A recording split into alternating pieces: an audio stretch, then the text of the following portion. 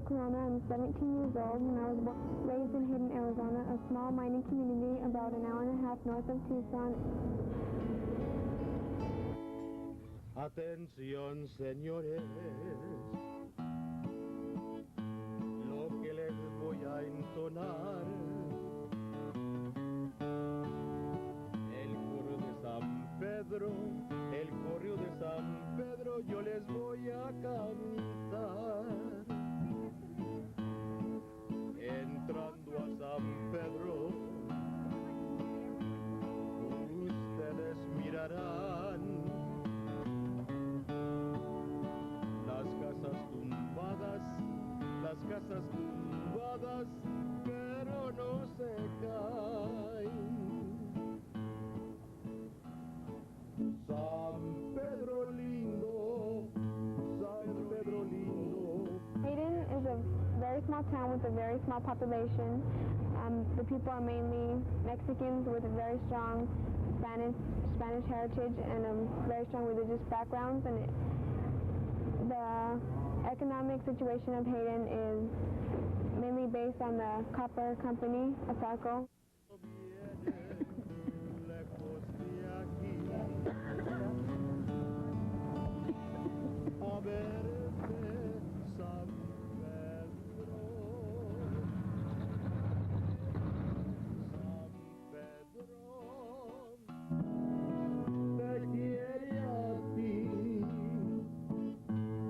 Okay, my name is Betty Amparano. I have 7 kids, 7 girls and 1 boy. Jill, Elizabeth, Jeanette, Elaine, Jennifer, and Aaron. And Ray.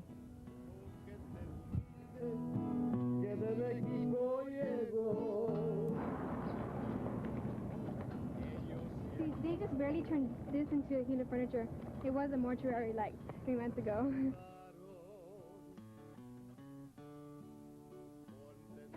They have very big weddings in this church. My sister had 12 bridesmaids. And then that's where this was a bank, and then the town hall burned down up there, and so they moved all the town hall equipment down here, well, it didn't burn, and they used this for the town hall, and they rebuilt the town hall, and now this is the police station. The bank moved to Kearney. This building right here used to be the police department store that I can remember of, and then it used to be a furniture store, and now as you can see it's just one empty building. I think that's how people like show off with their weddings, because they decorate it like real nice even though it's really old in there, and there's always fights breaking out and everybody gets drunk at them, but that's like the place on the weekend when they have weddings and stuff, but they don't hardly have weddings here anymore. Nobody ever really gets married that often anymore. Get up, like if you go somewhere else, like let's say to Dudleyville, you feel much better. You can feel the difference. But when you're here, I mean, you feel like you're dragging out through the day. You can feel, you get that headache. Like when I went up north and I came back, I never really noticed the difference, but the air was so much lighter, and when I came down here, it was like thick. I wasn't used to it because I stayed up there for like a week, and when I came down, all in here was dry. I couldn't like hardly breathe. You have to adjust to it after a while. Like all my mother, all my aunts, all of them, every single one of them have died of cancer.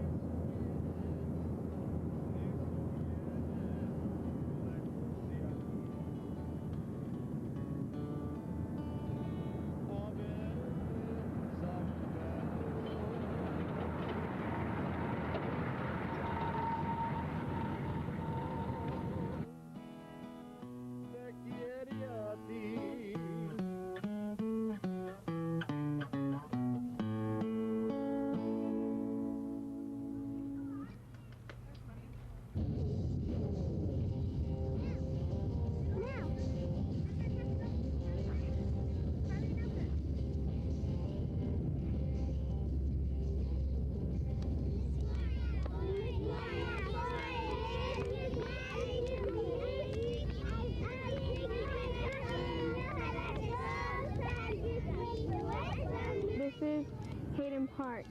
A lot of kids come to hang out here, especially all the younger kids after they come swimming from the pool. And the older teens come and play basketball here. this being the only, well, the second basketball court here in Hayden. A lot of the parents are concerned though because it's so close to a circle. You can smell the concentrate, especially at night when the kids come to play. So it's you can really smell it and you can feel it in your throat. It makes you cough, and a lot of people are concerned. And it's not just here at the park. I mean, it goes out all over to all the houses and everything. So it's really kind of sad. And this being the only hangout place, especially near the pool.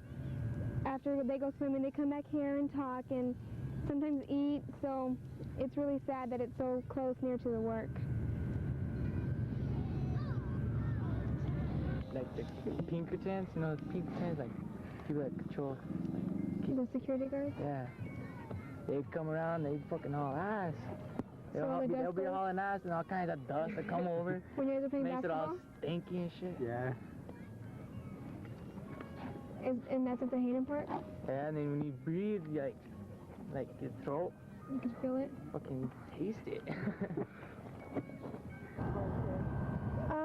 I think when a teen is like in their teen years and they live in Hayden, they all say, well, I'm not going to stay here in Hayden. I'm not going to work at a circle. Well, most of the guys are like, I'm not going to work there. Yeah, right.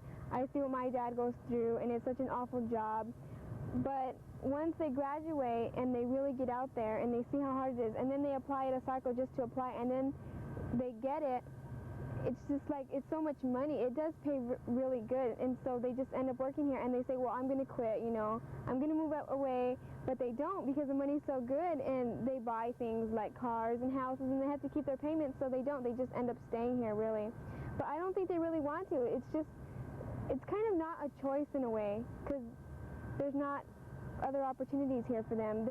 I don't know what I want to work at. Honestly? Yeah. I want to be a dope dealer. For reals, for reals? For reals. Because of the money? Yeah. This is their career here. This is a circle. I mean, it's the town's only employment, really. That's what it means to a lot of people. I mean, it's right here and stuff, and the concentrate hurts the people. A lot of people are getting cancer and stuff, but this is what the town's really about. I mean, everybody's working here. This is what holds it together, really.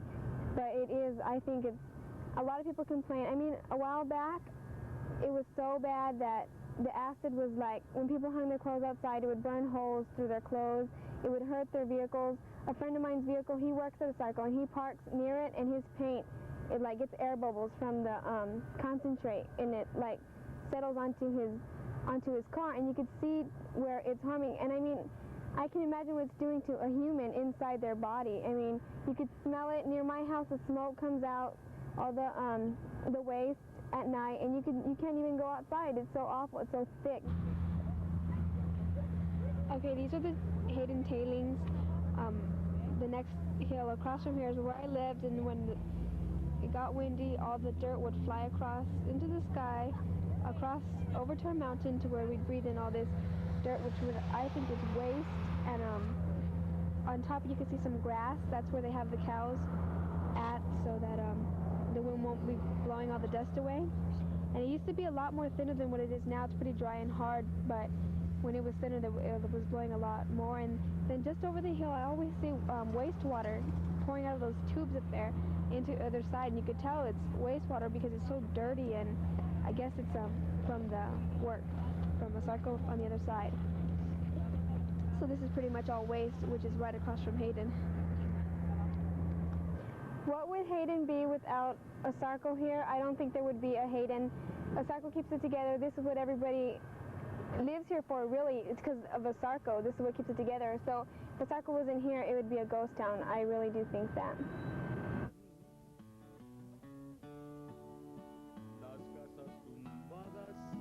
Las casas tumbadas, pero no se caen.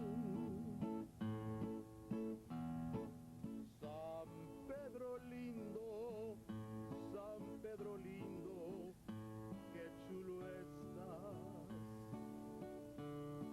La gente te quiere, no te olvidará. Por eso vienen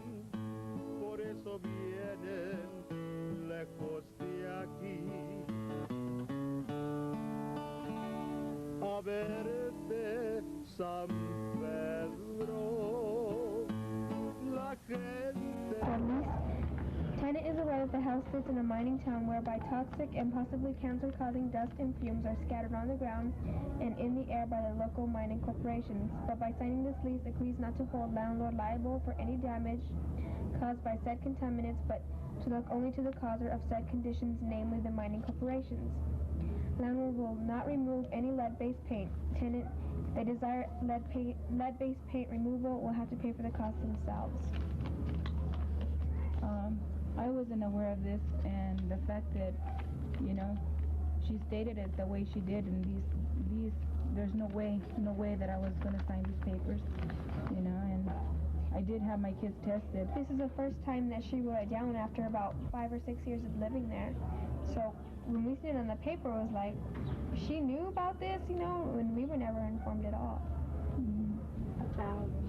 About the contaminants, you know, the toxins, and that was like a shock.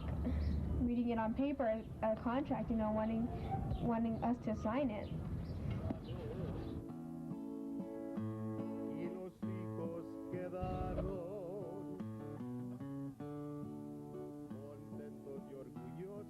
My little sister and my little brother, they went to the doctor, and the test came back that the lead inside their bodies was higher than normal, and so the doctor wants to contact the state and have the whole family tested now.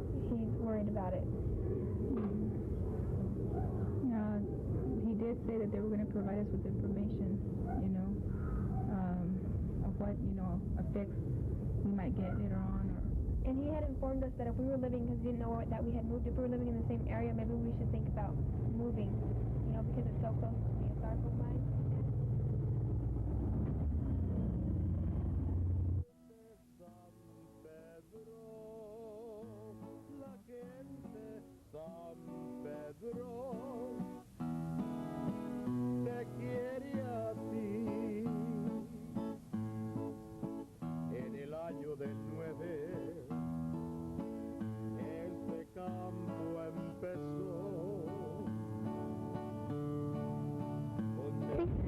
I think she should have informed my mom from the beginning about the contaminants and the lead-based paint, and she didn't. And so, you know, that's basically what it was. That every time that we would sit down and try to work on something, it's like she wanted a higher price for the house, you know, a higher. When I saw, you know, it's like she was trying to get away out of the situation quite fast, you know.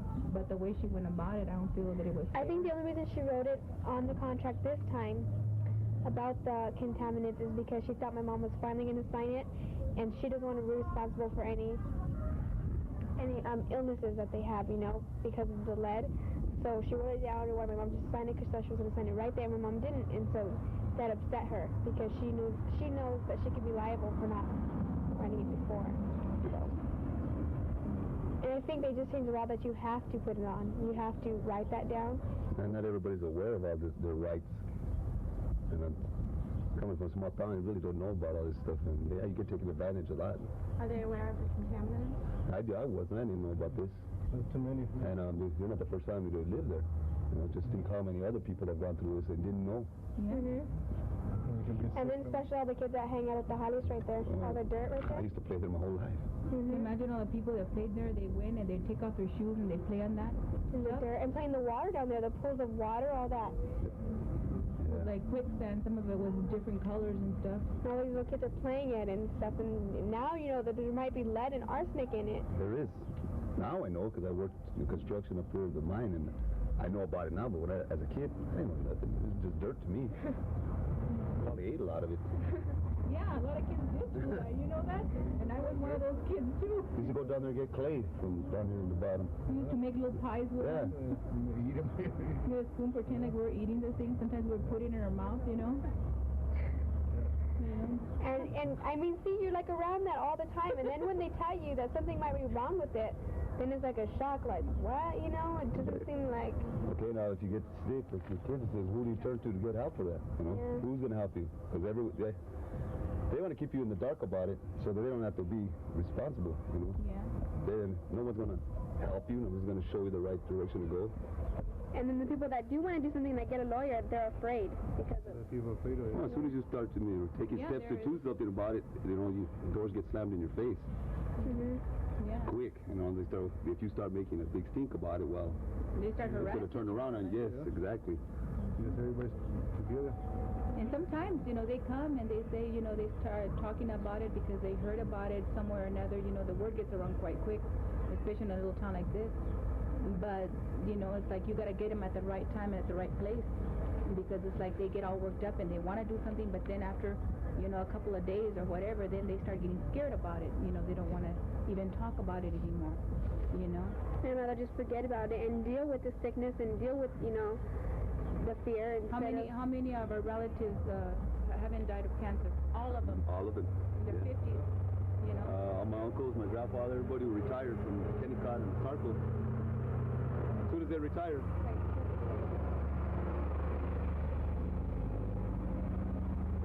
They spent their whole life working for the mine. Finally get at the age where they're retired and think they're going to live comfortably. They last 2 or 3 years and they die. After working so long. After their whole life. Yeah. So what about all the younger generation? Well, these young kids right out of school, they're getting jobs up there. They don't know what they're doing for.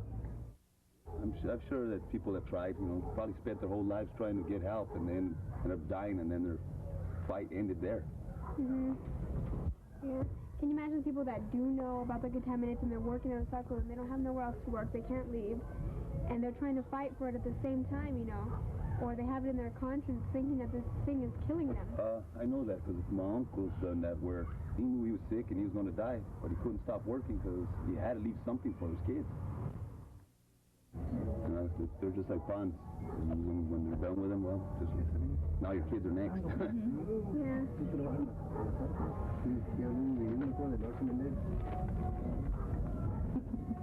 I don't work up there anymore.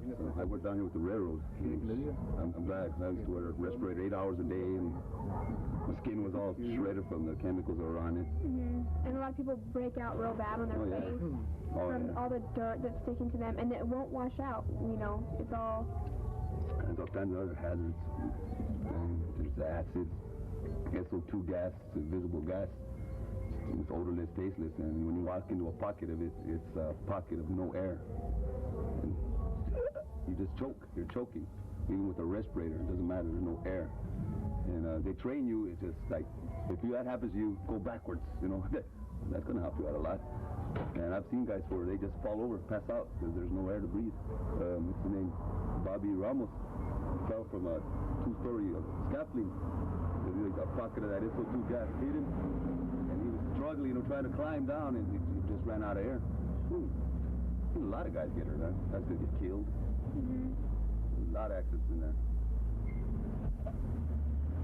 They give you a respirator for the gas and all that. It still doesn't help that much. There are different chemicals inside the air is polluted. And once you get hurt in their bad, you get hurt in there, they wipe their hands. Now they don't need you, you're not good. They let you go. They give you one settlement, live your life. And then you never get a job anywhere else. You mess up your back or lose a finger or something, and you'll never get a good job again. And they don't look forward, like a future. You're hurt now, and they're responsible to take care of you for the rest of your life. They don't. Once you're out, you're out. I'm glad I ain't there. But once you're not working there, it's hard to find somewhere else to work. It's hard to leave and find somewhere else. And most of the kids can't leave anywhere else because they're already on probation by the time, that they're old enough to get a job. They've been doing a lot of stuff to us for years. Since I was a kid, remember the acid rain, and I remember coming up to get on the bus, be wheezing in the morning because the air was so polluted. A lot of things have changed. It's not as bad anymore. They just found different ways to trick us. Now when it rains, they put it out, and the rain settles it down. And they don't let out any of the dust in the daytime. Yeah, until the sun goes down. At nighttime, and you can see all the dust everywhere. And one of my friends that works for Cycle said that he can hear him talking over the radio saying, we need to shut down the the air things now because the road to Globe is getting, you know, all foggy from all the contamination. And so they talk about it over the radio, well, you know, close it down or start it up again or whatever, you know, but it's always at nighttime now, never in the daytime. I think everybody has probably always had some kind of suspicion at one time of their life when they lived here. The town keeps getting smaller and smaller, and everybody's like struggling to, you know, make it, and they leave, and they end up coming back. Because once they leave, it's like, you know, it's too hard. And nobody right here, you know, you go to the mine, and you're up there as a laborer, you know, working construction. So you go to the city and you think that you're going to step into a job like this out there, but this is union, and the pay rate is very high if you get hired on there. You go out in the city, try to find a job like that, you ain't going to. You'll be working at McDonald's. So you could come back again. I just want a chance to be able to have what I see everyone else has, you know, like the perfect TV family, you know, they got their house and a nice car. And, hey, that looks good. How come I can't have it? I work hard.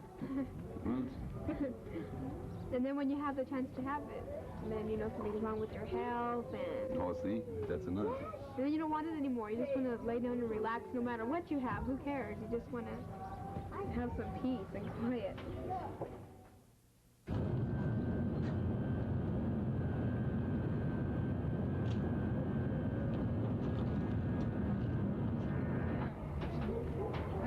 I don't think the mine should be totally responsible. I think the state, you know, the state of Arizona should do more about it. You know, we all pay taxes. We're part of this Arizona. You know, the county can only do so much. I think it's kind of hard though too because like the town of Hayden, like I said, our budget is 3 times higher than Kearney, and Kearney is like much better off.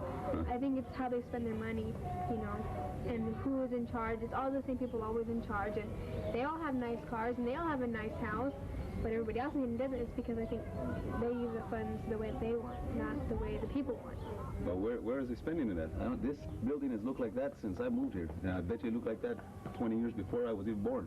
You know? Yeah. That building also. Where did they spend the money? Look at the road.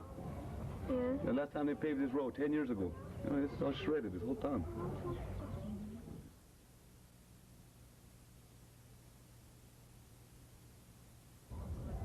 No. Never. I think they might be able. I think they might reach the point to cover it all up to where people think they're safe, but I don't think that they'll reach the point to ever. What they'll eventually do is wait till everybody, you know, slowly trickles away, dies out, and then just level the whole place, and it'll all be a circle. There won't be a. That's what they. It'll like Sonora and Ray. You know, there used to be 2 towns over there at the pit. Don't exist anymore.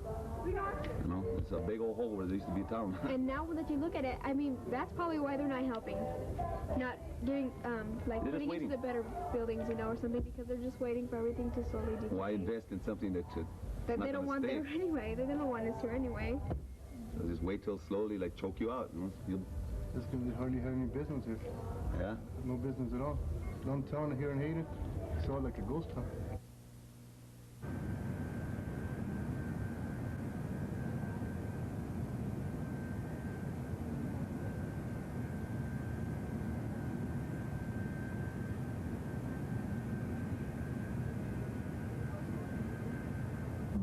I think everybody has their own experience, you know, everybody that grew up here, like my mom and him and even my dad, you know, coming here, everybody has their own experience, and it all has some little negativity to it. And if you have mental confusion. Mental confusion, if you're... Yeah, pretty bad, I guess. We all grew up here. Can you imagine the way everybody is? But if you're just out tested. Example.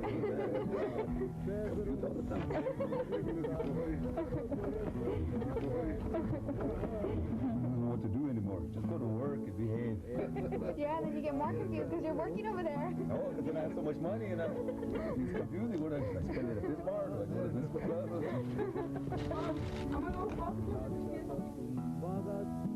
Las casas tumbadas